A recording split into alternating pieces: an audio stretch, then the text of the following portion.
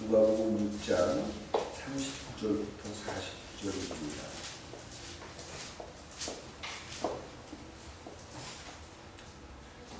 누가복음 6장 39절부터 49절입니다. 또 비유로 말씀하시되 맹인을 인도할 수 있느냐? 둘이 다 구덩이에 빠지지 아니하겠느냐? 제자가 그 선생보다 높지 못하나 무릇 온전하게 된 자는 그 선생과 같으리라.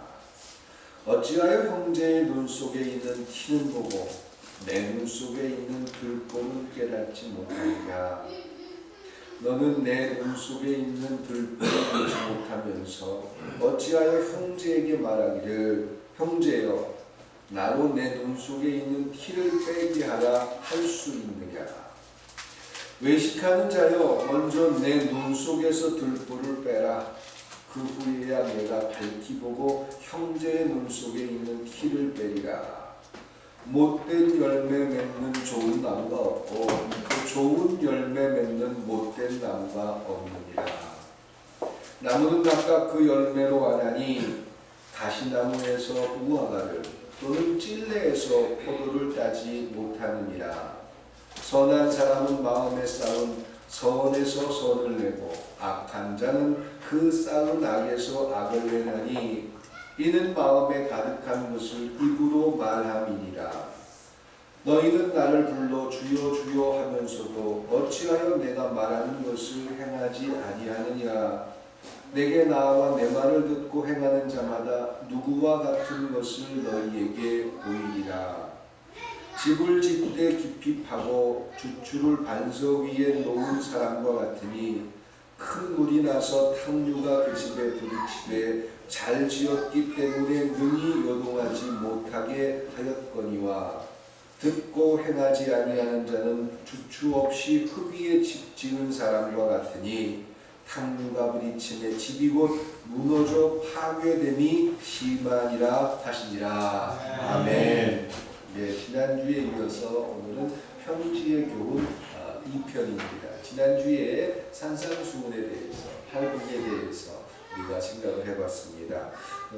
연장선상에서 이제 예수님께서 이야기하시는 말씀, 많은 그리스도인들에게 왜 우리가 그리스도인인지, 왜 우리의 삶에서 그토록 힘겨운 부분들인데 그런 부분들조차도 우리가 짊어져야 하는지, 왜 내 형제의 고통을 보면서 그 고통을 내가 함께 짊어지려고 마음을 써야 되는지, 그냥 모르는 척해도 되는데 왜 그것 때문에 내가 아파하는지, 이런 부분, 이유들에 대해서 예수님이 말씀을 하십니다. 우리가 산상수훈에 나와 있는 여러 가지의 이야기들, 심령이 가난한 자, 애통한 자, 또 여러 가지 비유를 통해서 한 이야기들, 그런 걸 잘 지키면 복을 받습니다. 그런 걸 그리스도인이기 때문에 잘 지켜서 천국 가야 됩니다. 힘들어도 마음을 가난하게 마음 먹고, 어려워도 참고, 그리고 애통해 하는 마음을 가져야 복을 받습니다. 이렇게 오해를 해서는 안 된다고 했습니다. 나중에 천국 가기 위해서 마음이 지금 불편한데도 편안한 척, 마음이 좋은데도 행복한 척, 예배를 드리기 때문에 나는 즐거운 척, 이렇게 스스로가 속아서도 안 된다는 겁니다. 천국을 가기 위해서 예배를 드리거나 복을 받기 위해서 기도를 하거나 내가 원하는 어떤 것을 성취하고 또 위로받기 위해서 예배를 드리는 것은 그동안 우리가 잘못 알고 있었던 것이다. 그럼 과연 우리가 하는 모든 일들은 무엇입니까? 라고 질문할 때 산상수훈 속에서 예수님은 분명히 대답하십니다. 구원을 받기 위해서 우리가 하나님이 주는 어떤 마음이나 하나님이 주는 말씀 때문에 고민하고 어려운 게 아니라 구원을 받았기 때문에 구원받은 백성으로 이 땅 가운데 살아가면서 내가 구원받은 자이기 때문에 하나님께서 주는 새로운 법이 나를 끊임없이 요구하는 모습 때문에 힘듭니다. 하나님이 나에게 마음이 가난해지라고 합니다. 하나님이 나에게 형제를 보면서 안타까운 마음을 가지라고 합니다. 그런데 모습은 굉장히 이기적이라서 나한테 잘해주는 사람한테만 내가 좋은 걸 보여주고 싶고 좋게 하고 싶지 나한테 서운하게 하는 사람한테 내가 좋은 걸 한다는 건 난 불가능합니다. 그런데 왜 하나님 백성이기 때문에 그래야 됩니까? 이게 솔직한 얘기입니다. 그런 고민을 하는 게 그리스도인이다라는 겁니다. 은혜 받으면, 성령 받으면 마음속에 미워하던 마음도 그냥 자동스럽게 사라지고 이런 게 아니에요. 마치 교회 안에서 성령 충만하고 능력을 받았기 때문에 나는 많은 사람들이 존경하는 그런 굉장한 인격을 소유할 수 있는 것처럼 생각하는데 그런 게 아니에요. 끊임없이 내가 구원받은 하나님 나라의 백성이기 때문에 하나님이 주는 어떤 마음들 때문에 너무 힘들어요. 포기할 수도 없어요. 왜 나한테 이런 무거운 짐을 주는지 참 부담스러워요. 힘들어요. 그런데도 불구하고 하나님은 우리로 하여금 그 일을 하라고 하셔요. 참, 내가 어떻게 하다가 이렇게 됐지? 이런 마음이 드는데도 하나님이 주는 어떤 마음들 때문에 그 하나님의 일에 순종하게 돼요. 그래서 그들이 구원받은 백성이라는 것을 이 땅에 증명하는 줄 믿습니다. 구원받은 하나님의 백성들은 무조건 힘들다, 무조건 고통스럽다. 글쎄요. 그런데 그들은 세상이 모르는 굉장히 비밀한 일들을 하나하나 터득해 가면서 산상수훈 속에 나와 있는 인류의 참된 가치를 스스로 발견하게 된다라는 겁니다. 이것이 이 땅 가운데 구원받은 하나님의 백성들이 누릴 수 있는 놀라운 복입니다. 하기 싫어도 교회 열심히 다니고 하기 싫어도 예배 드리고 하기 싫어도 뭘 하면 아주 우리가 살아가는 굉장히 많은 사람들의 편안하고 안락한 모든 것들이 다 동반됩니다. 이런 성경 구절은 없어요. 하나님께서 크게 축복을 해주는 것들은 있을 수 있어요. 그런데 중요한 것은 구원받기 위해서, 천국 가기 위해서 행동하는 모든 행동들이 아니다라는 겁니다. 이미 천국을 소유한 자들이기 때문에, 하나님의 백성이기 때문에, 하나님의 은혜를 통해서 하나님의 자녀로 인정을 받았기 때문에 우리의 삶에 끊임없는 도전과 변화, 우리의 삶에서 끊임없는 숙제를 발견하게 되는 줄 믿습니다. 근데 이 숙제가 하나님을 모르는 상태에서 하나님이 없는데 그 숙제를 하려고 하면 너무 힘들어요. 그리고 그렇게 스스로를 속이기 위해서 사는 모습이 얼마나 고통스러운지 경험해 보셨다면 아실 거예요. 무슨 말이냐면 신앙생활 잘하는 척 하려고 했던 우리의 많은 지나간 시간들의 모습 속에서 내가 신앙생활을 참 잘하고 있어. 난 능력 있는 사람이야. 이런 것들을 보여주기 위해서 스스로 속여왔던 수많은 일들이 많습니다. 결국 그런 모든 것들은 우리를 행복하게 할 수 없었습니다. 하나님이 계시지 않다면, 하나님이 우리의 상황들을 보고 계시지 않다면 그런 것들이 가능하지만 이제 하나님을 만나고 하나님을 아신다면 그런 것들은 결코 우리의 신앙에 기쁨을 줄 수가 없습니다. 남들 앞에 보여주기 위해서 기도하는 척, 남들 앞에 능력이 있다는 걸 자랑하기 위해서 누구보다 헌신을 많이 하는 척, 누구보다 봉사를 많이 하는 척, 이런 것들은 다 의미가 없다는 거예요.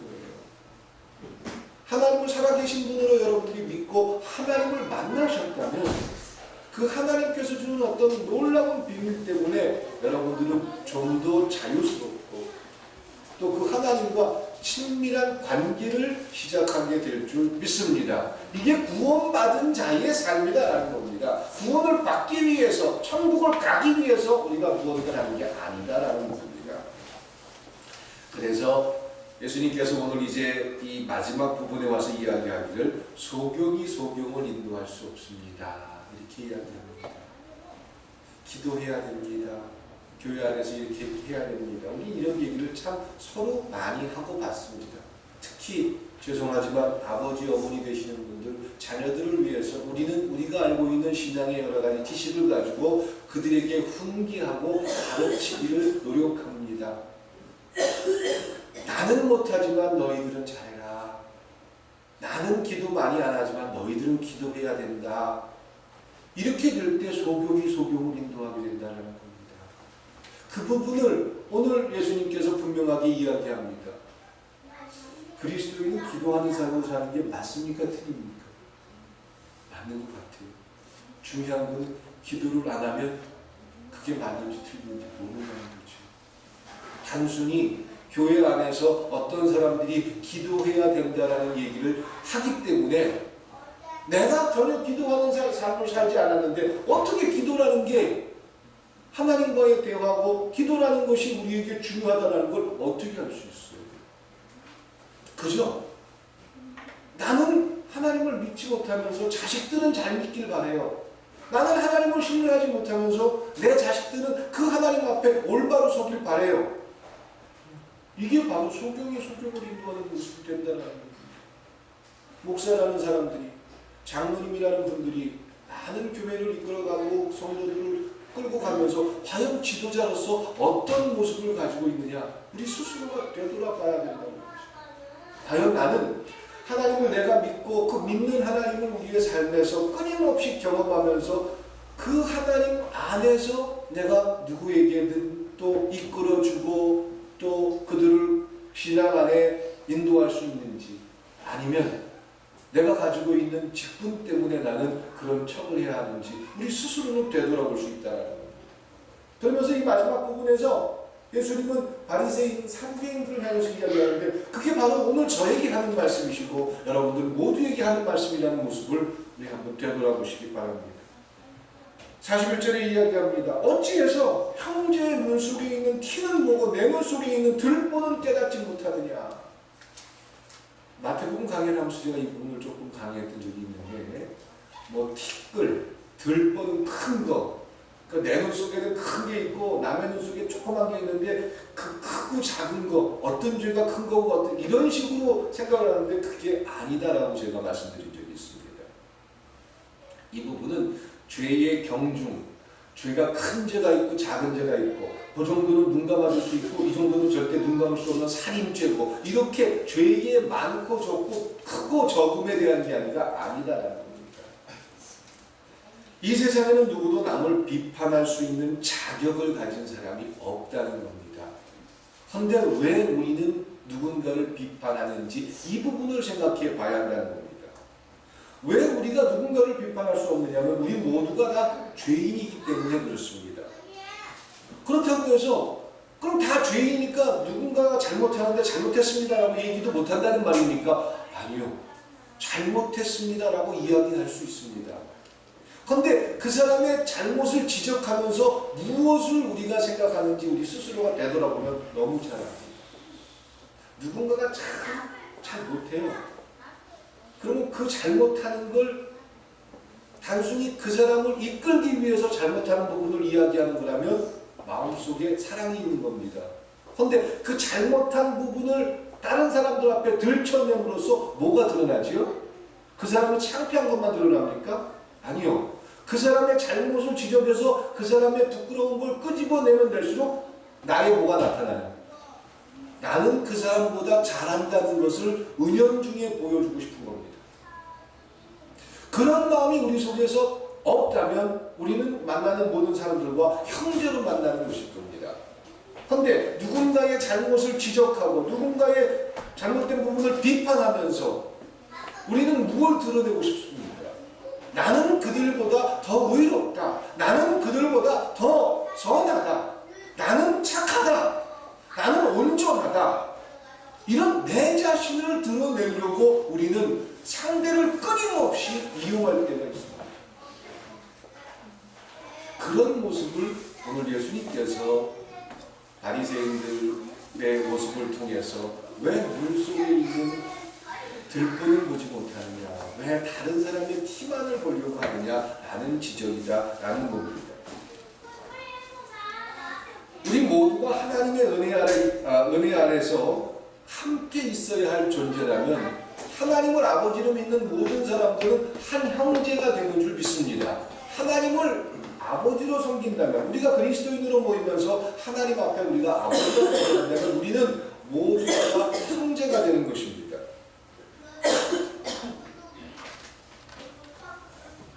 우리가 살아가는 모든 삶의 관계, 가족이나 교인이나 모든 관계 안에서 우리가 살아가는 삶에서 한 하나님을 우리가 섬기고 있다면 우리 모두는 형제라는 관계 속에 들어가게 됩니다. 근데 내가 내 주변에 아내나 남편, 자녀, 또 같은 교회, 또 우리가 만나는 모든 사람들을 갖다가 형제라는 생각으로 내가 그들의 형제로서 어떻게 다가가는가, 이것을 고민해야 되는 게 하나님의 은혜를 받은 사람들인데, 잘못 오해하는 사람들은 어떻게 생각하냐면 내가 저들에게 어떤 형제의 모습으로 다가가는가. 더 쉽게 얘기하면 내가 남편으로 내 아내에게 어떤 온전한 모습의 아버지로 다가가는가, 내가 부인으로 남편에게, 자녀에게 어떤 온전한 모습으로 다가가는가, 이런 하나님의 물음을 통한 대답이 아니라 거꾸로 생각한다는 거죠. 무슨 말이냐면 이런 성경 말씀을 보면은 내가 교회 안에서 어떤 사람들 앞에 지도자로서 교회 안에서 내가 얼만큼의 책임을 가져야 할까, 이런 부분을 생각하기보다는 내 주변에 나를 위한 형제는 누가 있을까? 저 사람 교회 목사인데 목사로서 나를 갖다가 이렇게 인도해야 되는데 그런 부분에 자격이 좀 모자라는 것 같아. 끊임없이 말씀을 가지고 자기가 회피하고 자기가 이용하기 위한 방법으로 하나님의 말씀을 적용한다는 겁니다. 그들이 바로 내 눈 속에 있는 들보를 보지 못하는 자들입니다. 그들에 대한 예수님의 경고이기도 합니다. 내가 하나님을 믿으면서 하나님이 나에게 준 형제들에게 어떤 모습으로 다가가는지 이걸 되돌아보는 게 이 말씀인데, 내 주변에는 나를 위한 형제들이 누가 있지? 이 사람은 남편은 왜 나한테 이렇게 말을 안 해주지? 부인은 나한테 왜 이렇게 안 해주지? 우리 교회 장로님들은 왜 나한테 이렇게 못 해주지? 장로님 괜히 시켰나? 이렇게 다른 형제들의 모습을 자꾸 보려고만 한다라는 겁니다.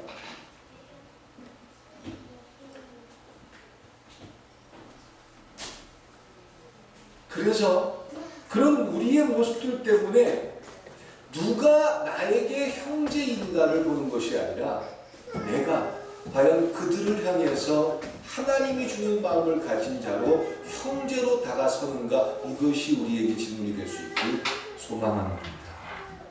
내가 가족을 위해서, 내가 교회를 위해서, 내가 있는 모든 무리 속에서 과연 하나님이 주는 생각 때문에 형제로 다가갈 수 있는, 형제라는 게 어떤 거예요? 제가 얼마 전에 거의 한 6년? 5년 만에 제 동생을 만났어요. 교회 왔던, 살이 많이 빠져가지고 좀 그런데 하여간 동생을 만났어요.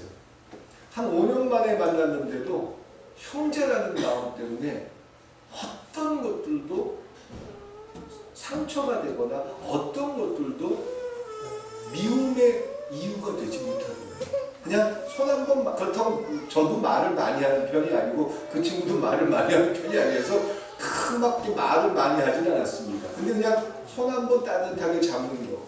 그리고 저는 너무 미안했어요. 형으로서 동생에게 여러 가지 좀 좋은 것들을 해주지 못한 부분들에 대해서 미안했고, 그 친구도 형한테, 목회하는 형한테 자기 딴에는 어떤 도움을 주지 못한 부분들에 대해서 굉장히 미안해하는 마음들을 그냥 마음으로 느꼈습니다. 너는 형제니까, 형이니까 나한테 왜 이렇게 어려울 때 도와주지 않았어? 저 동생에게 너는 왜 형한테 이런 걸 도와주지 않았어? 이렇게 생각했다면 형제라는 이야기를 할 수가 없을 것입니다. 그래서 형제라는 단어는 그렇게 멋지고 좋은 겁니다. 근데 형제를 상대에게 요구할 때 그 형제는 피곤해집니다. 부부간의, 가족간의 관계도 그렇습니다. 상대에게 끊임없이 의무를 요구할 때 그 관계는 끊임없이 힘들어지고 피곤해집니다. 그 얘기가 바로 뭐 죄가 많고 적고 이런 가치를 이야기하는 게 아니라 형제 눈 속에 있는 티를 보면서 내 눈 속에 있는 들보를 보지 못하느냐, 이 얘기다. 하나님이 주는 마음들 때문에 끊임없이 내가 남편으로 어떻게 다가갈 수 있을까? 이 세상에 참 쉽고 편안한 그런 관계가 어디 있습니까? 그치요, 신집사님? 그렇게 참 좋은 남편하고 살면서 몇 년짜리 남편이에요? 그렇게 좋은 남편하고 살면서 왜 웃어요? 그러면서 늘 행복하기만 합니까? 그렇죠. 근데 그것은 끊임없이 왜 불편하다는 느낌을 갖죠, 신집사님? 내 남편의 가치를 자꾸 내가 만들기 때문에 그렇습니다.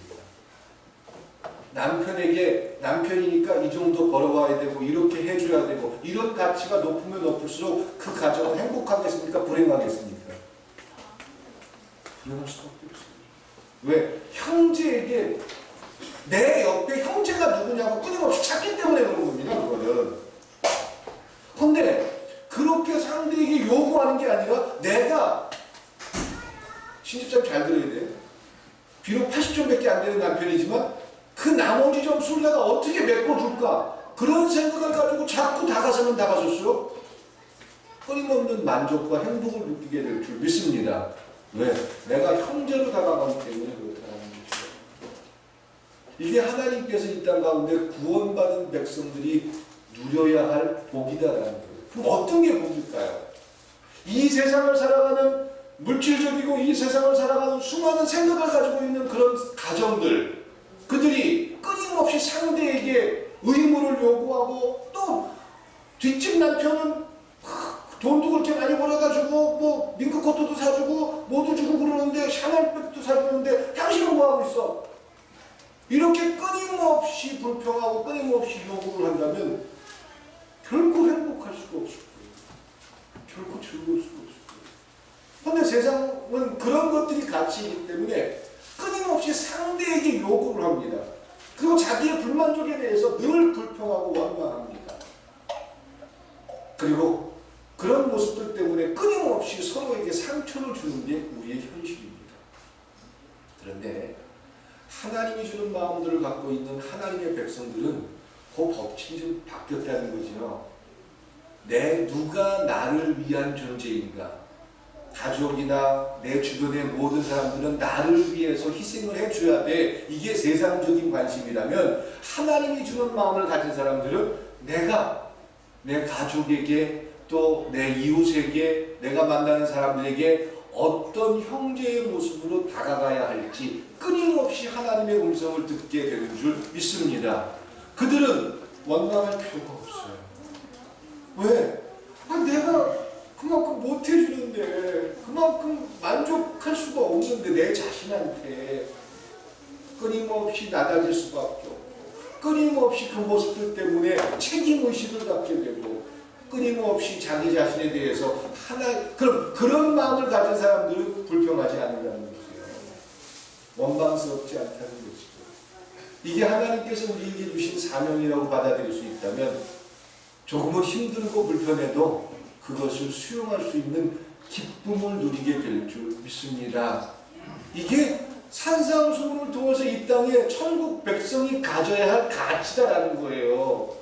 뭐 교회 다니면서 능력 받아가지고 귀신 같은 능력 생겨가지고 무슨 그런 게 하나님이 원하는 이 땅의 그리스도인의 삶이 아닙니다.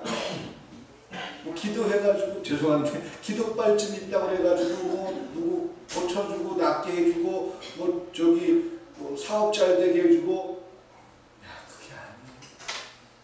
정말 우리의 삶에서 산상수훈에 있는 이 말씀들 때문에 끊임없는 변화를 통해서 내가 형제로 누군가에게 다가가고 있는지 아니면 누군가가 나에게 형제로 다가오기만을 강조하는지 그걸 볼 수 있다면 그들은 천국을 이미 시작한 줄 믿습니다.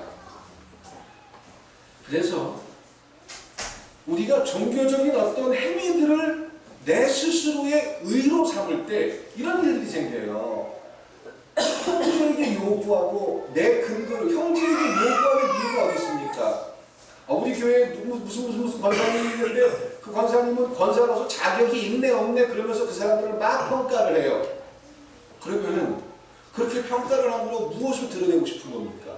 나는 내가 어떤 모습인지를 알아달라는 겁니다. 나는 이렇게 종교적으로 열심을 갖고 있다는 걸 사람들 앞에 보여주고 싶은 겁니다. 그러면 그걸로 끝나면 다행인데요. 그런 생각을 가지면 가질수록 그 다음에 무슨 생각이 드냐면, 하나님, 내가 누구보다 교회 잘 다녔잖아. 누구보다 내가 헌금 많이 했잖아. 근데 왜 요즘 우리 집이 이렇게 힘들어요? 왜 어려운 일 자꾸 주시는 거예요? 하나님 살아계시다며. 하나님 복 주시는 분이라며. 무엇에 근거를 두니까? 내 의의 근거를 두기 때문에 그런 일이 시작됩니다. 내 삶의 근거를 두기 때문에 그런 이들이 끊임없이 형제들을 찾습니다. 근데 하나님의 은혜가 근거가 되는 사람들, 하나님께서 은혜 주셔서 나 같은 사람이 예배도 빠지지 않고, 나 같은 사람이 하나님께서 살아 계시다는 생각 때문에 가정을 포기하지 않고, 아내를 위해서, 남편을 위해서 정말 내가 수고해야 할 부분들을 발견한다면, 내가 잘해서가 아니라 하나님이 나 같은 사람을 붙들고 있기 때문이라는 놀라운 사실에 하나님 앞에 감사하게 될 줄 믿습니다. 그들은 결국 불평하지 않을 겁니다. 그들은 바로 이 땅에 구원받은 자로서 구원받은 자가 무엇을 보여줘야 될지를 증명하게 되는 줄 믿습니다. 그래서 성경에 보면 이 산상수훈을 통해서 예수님이 이야기합니다. 구하라. 그러면 얻게 될 구하라, 찾으라, 두드리라, 이런 말씀을 합니다. 이 말씀을 우리는 기도 응답의 방법이라고 생각합니다. 그래서 하나님 앞에 얻지 못하는 것은 정욕의 그런 얘기도 하고, 하나님 앞에 무조건 그리스도의 이름으로 구하기만 하면 하나님이 우리가 원하는 거 다 주고 이런 얘기를 하는데, 실은 왜 산상수훈 속에서 구하라, 찾으라, 두드리라 이 말을 했는지 아십니까? 우리가 기도하는데 우리의 기도를 하나님이 어떻게 대답해 주는지 기도 응답을 이야기하는 게 아니라, 그리스도인으로 살아가는 이 땅의 천국 백성들이 과연 하나님이 주는 놀라운 은혜 때문에 이 땅에 구원받은 자의 삶이 무엇인지를 경험하는 것, 이것에 대한 구함을 요구하라는 겁니다. 하나님, 내가 구원받은 백성, 천국 백성으로 하나님이 주는 마음 때문에 내가 형제로 누구한테 다가갈 수 있기를 기대합니다. 왜? 우리의 본성 자체는 이익이 불가능해요. 모든 사람들이 나를 위해서 존재하길 바라지 내가 그 사람들을 위해서 존재하길 원하는 사람은 없습니다. 그런데 하나님이 주는 은혜 때문에 내가 누군가를 위해서, 가족을 위해서 헌신하고 희생하는 그런 마음들이 하나님으로부터 시작된다면, 그들이 바로 구한 것을 하나님의 은혜로 누리게 된 자들인 줄 믿습니다. 그들이 천국 백성이다 라는 겁니다.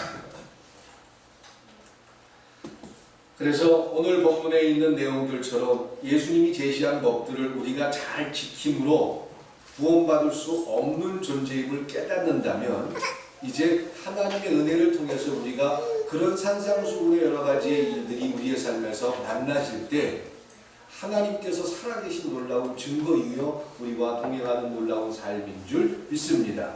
이것이 드러나는 모습이다라는 겁니다. 마지막 부분에서 예수님은 이야기합니다. 못된 열매 맺는 좋은 나무가 없고 좋은 열매 맺는 못된 나무가 없다. 쉬운 얘기로 콩 심는데 콩 나오고 팥 심는데 팥 나온다, 그런 얘기지요. 하나님이 주는 놀라운 은혜 때문에 하나님의 백성으로 살아간다면 그들은 하나님의 백성다운 삶의 열매가 나타나는 줄 믿습니다. 우리는 분명히 기억해야 할 것이 있습니다. 하나님께서는 악을 행하시는 분이 없습니다. 악을 행하지 않습니다. 사단은 결코 선을 행하지 않습니다. 우리가 그리스도인으로 살아가면서 하나님의 은혜를 누린다라는 것은, 신앙이 좋다라는 말도 할 수 있는데, 신앙이 좋다는 것은 주일날 예배 드릴 때 자세라든가 기도하는 소리라든가 이런 것들로 평가되는 게 아니라 그들의 모든 삶에서 신앙의 모습이 드러나게 될 줄 믿습니다. 가장 첫 번째 드러나는 모습이 뭐냐면 우리의 말입니다. 내가 어떤 말을 하면서 사는지, 그러니까 예수님의 제자들이 이제 그 이삭을 베어먹는, 안식일날 이삭을 베어먹는 그런 모습 때문에 바리새인들이 호중을 합니다. 그러면서 예수님을 곤란스럽게 할 때 예수님께서 사람이 입으로 들어가는 건 문제가 아니다. 입에서 나오는 것들이 더 중요하답니다. 이런 얘기를 하신 적이 있습니다. 우리가 그리스도인으로 살아가면서 과연 우리 마음속에 하나님이 살아계시다는 놀라운 은혜가 나를 지배하는지 안 하는지 내 스스로가 확인할 수 있다면 우리의 말들을 통해서 우리는 알 수 있습니다. 어떤 말들을 많이 하십니까? 우리가 어떤 사건이나 어떤 상황들을 보면서 끊임없이 불평한다면 불평하는 말을 많이 하는 사람들은 속에 뭐가 있다는 거예요? 불만족이 있다는 거예요. 만족하지 못하기 때문에 불평한다는 거예요. 또 끊임없이 우리가 누군가를 가족을 저주한다는 게 아니에요. 우리의 습관적으로 튀어나오는 말 속에서 저주하는 말을 많이 한다면 우리 마음속에 뭐가 있다는 거예요? 분노와 증오가 있다는 거예요. 하나님이 자리해야 할 그 자리에 분노와 증오, 사단이 신교준, 그것이 어릴 때부터 습관화되었고 내가 자라온 환경에서는 늘 그렇게 그런 말들을 자주 했어. 이제 그 분노의 씨앗들을 제거해야죠. 왜 제거해야 됩니까? 하나님 백성으로 이 땅 가운데 하나님 백성답게 살아가기 때문에 이걸 제거해야 인정받는다가 아니라 하나님이 은혜를 주시기 때문에 그들은 끊임없이 그런 부분들이 제거될 줄 믿습니다. 그것이 그리스도인의 삶이다라는 거죠. 그래서 우리가 우리의 말들로 어떤 열매를 맺느냐가 참 중요하다라는 겁니다. 그래서 다음 주가 종료주일이에요. 종료주일 다음에가 뭐죠? 한 주간이 지나고 나면 부활주일이에요. 종려나무 가지를 흔들고 예수님께서 예루살렘에 입성하는 큰 놀라운 장면. 그때 유대인들이 나와서 종려 가지를 흔들면서 당신은 만왕의 왕이십니다. 이렇게 칭송했던 그날이 종료주일이고 그 사건을 통해서 일주일 동안 예수님께서 고난을 당하십니다. 그래서 고난주간이라고 합니다. 이번 고난주간을 통해서 또 부활주를 준비하면서 과연 우리가 어떤 마음, 어떤 자세를 가지면 좋을까 이런 고민을 저는 요즘 많이 합니다. 불교에 보면 불교를 따라한다 이렇게 얘기는 안 해주셔도 좋겠는데 그 침묵의 시간들이 있습니다. 그리고 천주교 사제들도 어떤 그 수도원에 들어가면은 무건수행이라는 그러니까 불교에서 이야기하는 무건수행처럼 그 천주교에서도 말을 좀 금하는 그런 기간이 있습니다. 그래서 하고 싶은 말들을 최대한 좀 안 해보는 그런 시간들이 있는데 뭐 꼭 그래야 된다 이런 규정은 아니에요. 우리가 하나님 나라의 백성인데 내 속에 사단이 주는 생각들 때문에 나오는 말들을 많이 하는지 하나님이 주는 생각 때문에 하는 말들이 많이 나오는지 우리 자신이 되돌아보면 그게 너무 잘 압니다. 그래서 그런 말들을 좀 제어, 컨트롤할 수 있다면 얼마나 좋을까요?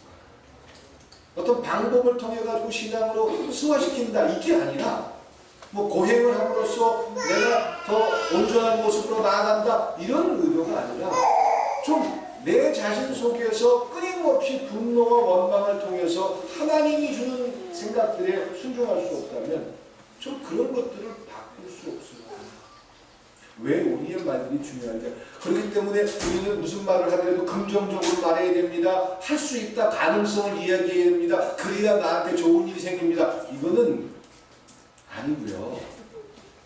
종종 우리는 우리 자신 모르게 우리 스스로가 우리의 말들 속에서 나도 모르는 말을 할 때가 있습니다. 예를 들어서 배가 아플 것 같아요. 그러면 몸이 느끼고 나에게 말을 했는지 내 생각에 명령을 했는지 이미 내 몸은 지금 아프고 있는 중입니다. 마찬가지로 아브라함이 하나님의 명령을 듣고 아들 이삭을 데리고 모리아산에 올라갑니다. 사흘길이에요. 그 산 위에 올라가면서 아들 이삭이 물어봅니다. 아버지, 지금 번제를 드리러 저 산 꼭대기에 올라가는 거 아는데 그러면은 이 보찜에 태우기 위한 장작이라든가 이런 건 다 있는데 재물은 어디 있습니까? 재물 어디 있습니까? 재물이 누구예요? 자기가 그렇죠? 그 아버지가 그 얘기 했어요, 안 했어요? 안 했어요. 한번 도망갈까 봐, 그렇죠? 김광국 사장님 아들한테 그렇게 하면 아들 말 들어야 안 들어요? 바로 도망갈 거, 그렇죠? 아버지도 마찬가지예요. 아들한테 그 얘기하면 아들이 미쳤다고 쫓아와요? 도망가지? 근데 아브라함이 뭐라고 얘기하죠? 아버지, 재물이 어디 있습니까? 그랬더니 아브라함이 뭐라고 대답합니까? 하나님이 이미 준비해 주셨다. 왜 그런 말을 했을까요? 이미 그 아들을 죽이기 위해서 사흘 동안 고민하면서 산 위에 올라가던 그 아브라함에게 아들은 묻습니다. 아버지, 재물은 어디 있습니까? 뭐야? 이게 답이거든요. 그런데 아브라함은 하나님께서 준비해 주실 거야. 아들이 도망갈까 봐 그렇게 얘기했다고요? 글쎄요. 그런 일들이 아브라함에게 나타날 수 있었던 놀라운 모습은 바로 하나님께서 끊임없이 아브라함 속에서 여러 가지를 이야기하고 있는 반증이요 고백인 줄 믿습니다. 우리 그리스도인들, 천국 백성으로 살아가는 우리의 삶에도 이런 하나님이 주는 마음들을 가지고 말하는 여러분들이 될 수 있길 주님의 이름으로 축원드립니다. 사랑이 주는 마음들에 속아가지고 남이 듣든 말든 내 기분만 마음대로 표현하면 되는 게 말이 아니에요. 말이라고 다 말이 안 돼. 그렇죠? 그러니까 우리 운전하시는 분들 저기 김광국 아니 저 김도영 집사님 운전하면서 욕해만 해요. 하나님이 주는 마음이 사단이 주는 마음이에요. 인정할 수 있어요? 왜 사단이 주는 마음인지 아세요? 내가 운전을 하고 하는데 확 끌어들어요. 그러면은 덜컥 놀라요. 사고 날 뻔도 해요. 화가 나죠. 그러면 얘기를 해요. 야! 그래서 강아지 모라고도 부를 수 있고 하여간 욕을 해요. 근데 거기 타고 있는 사람이 조폭이야. 등치가 산만해. 그러면 창문 내려가지고 대놓고 얼굴 보고 얘기할 수 있어요? 없어요? 김대웅 집사님 있어요? 없어요? 없어요. 어떤 남자들도 그런 등치가 산만한 사람이 타가지고 운전하는데 거기다 대고 나는 안 무서워 그럴 사람이 없어요. 근데 그렇게 욕을 하는 거는 그 사람 들으라고 하는 거예요. 물론 들었으면 좋겠지요. 그리고 그 사람한테 따끔하게 혼내주고 싶죠. 근데 결정적으로 듣는 건 그 사람들이 들어요? 내 차에 타고 있는 가족들이 들어요? 중요해요? 누가 들어요? 가족들이. 그럼 왜? 물론 같이 놀래고 같이 불편할 수 있었어요. 근데 정작 내려서 그 사람 앞에서 당당하지 못하면서 가족들은 그 얘기 때문에 만약에 가족이 듣고 있어요. 근데 운전하면서 욕을 막 하고 그래요. 그럼 같이 타고 있는 사람 어때요? 네? 불편하죠. 힘들죠. 근데 본인이 그걸 알아야 몰라요. 왜 몰라요? 하나님이 주는 마음을 가르치 못하는. 하나님이 없다는 얘기가 아니에요. 그 상황에 하나님이 주는 마음을 가지고 있다면 그럴 필요가 있어요? 없어요? 없어요. 사단이 주는 마음에 끊임없이 속기 때문에 내 기분대로 말해버리는 거예요. 내가 지금 안 좋으니 기분이 안 좋으니까 내 기분대로 막 화를 내고 막 말을 하는 거예요. 끊임없이 상처를 주고. 그런데 하나님이 주는 마음이 우리 속에 있다면 아브라함이 아들에게 얘기한 것처럼 하나님이 주는 마음을 때문에 우리의 말들은 좀 다른 말을 할 거예요. 능력이 뭐죠? 은혜 받았다는 게 뭐죠? 그 하나님이 주는 마음들이 끊임없이 나를 지배하는 거예요. 그래서 하나님이 주는 생각들 때문에 하나님의 일들에 순종하는 거예요. 하나님의 일이라고 해가지고 교회 일, 예배 드리는 일, 기도하는 일, 성경 보는 일 이게 아니라 밥하는 일, 청소하는 일, 직장생활하는 일 이게 하나님을 이길 수 있길 주님의 이름으로 축원드립니다.